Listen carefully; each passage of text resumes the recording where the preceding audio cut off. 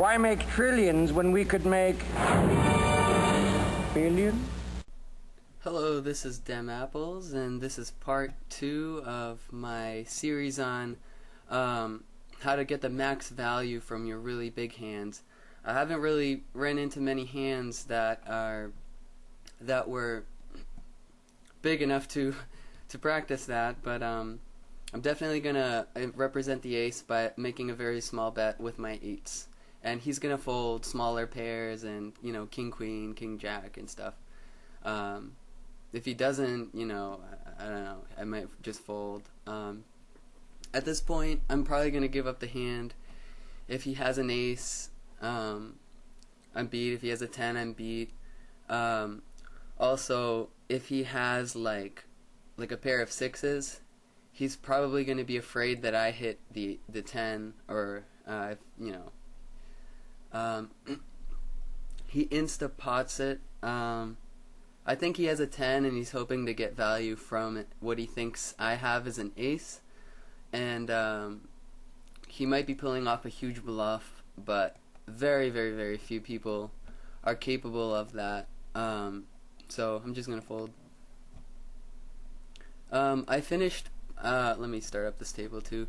In the last video I laid down pocket kings on a queen high board, not a very dry board, pretty dry queen high board, and I laid down pocket kings after the flop went check check, and he overbet the pot like on the turn. He bet like $1.30 into like $1 or something like that. I mean, he made a really big bet really fast, and some people might say, well, that looks really weak if he's overbetting pot on the turn.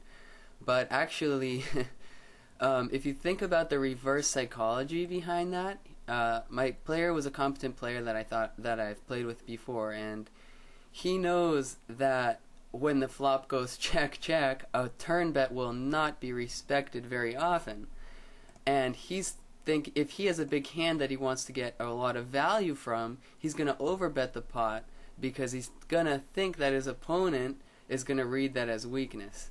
But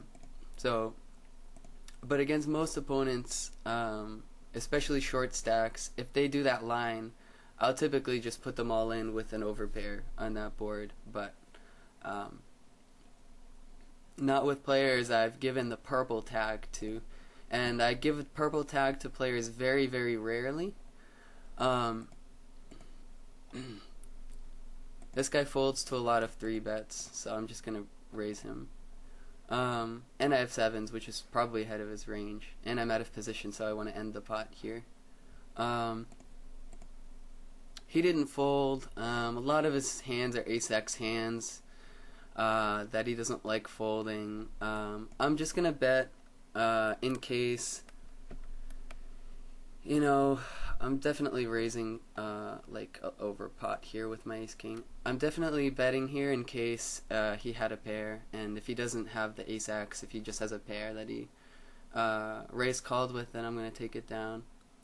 I raised really big pre-flop with my ace king to try to take down the pot right away.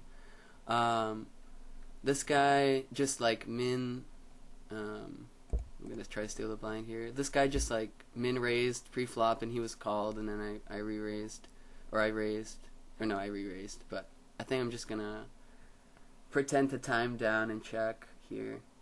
I'm gonna read this as a lot of weakness, and I think my ace king at this point is ahead since he checked back. He either has like a full house or absolutely nothing. So I'm gonna check again to try to induce a bet, and I'm gonna put them all in because I do have the second nut flush draw. Now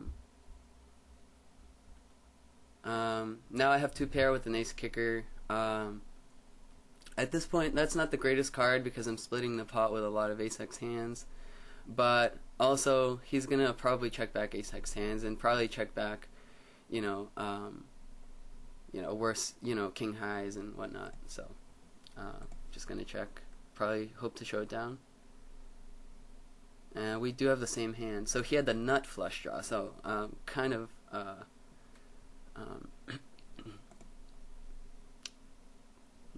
not too upset about that hand.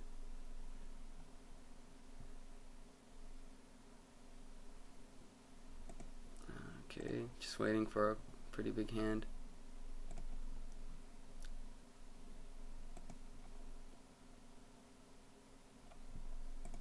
Da-da-da-da.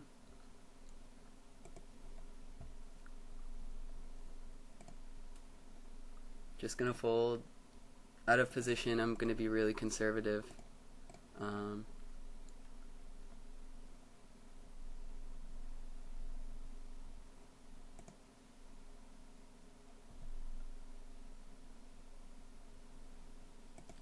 just gonna keep folding and wait for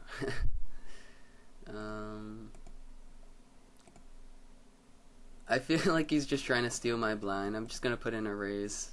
I feel like so often he's just stealing my blind because his fold to 3-bet is very high. He's fold to 3-bet 3 out of the last 3 times he was 3-bet, but he just like insta 4-bets me. So I'm gonna put in a small raise. I think I'm gonna raise king queen suited here. Mid position. It's not horrible. I have 2 blockers for ace king and ace queen. This guy calls. He might have like ace x or like a pair, or like 10 jack or 9-7 suited. You could have really anything. He seems like a pretty crappy player. He's sitting there with $7. He's not topping up. I flop a really nice hand. 2 overs. I have king high flush draw. I'm gonna lead out and actually hope to get it in against a 1-pair type hand.